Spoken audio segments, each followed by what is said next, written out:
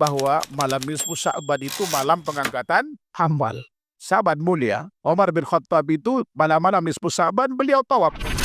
Pada malam nisfu Sya'ban itu kenapa begitu masih banyak orang menghidupkan dengan banyak amal? Karena banyak hadis yang diriwayatkan yang menganjurkan untuk melakukan amal-amal tertentu atau yang menjelaskan tentang keistimewaan khusus pada malam itu, walaupun seluruh hadisnya tidak tegak sebagai hujjah.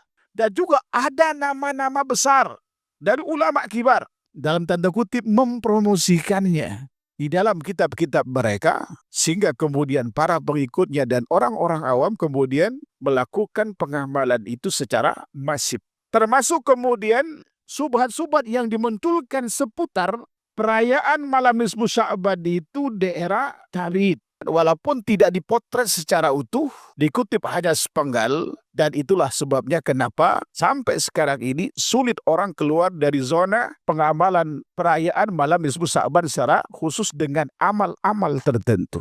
Kaum muslimin Indonesia menghidupkan malam nisfu Sya'ban itu dengan berkumpul di masjid, melakukan salat nisfu Sya'ban, istilah kita dulu dikenal dengan salat raghaib dan salat alfiyah. Ini baru ada di abad kelima, Pak. Jadi abad ke-1, ke-2, ke-3, ke-4 itu nggak ada salat ini. Lalu kemudian zikir bareng dengan bermacam zikir, termasuk sholawatan, dan kemudian baca Yasin 3 kali. Di antara alasan yang memotivasi mereka untuk melakukan ini bahwa malam nisfu Sya'ban itu malam pengangkatan amal.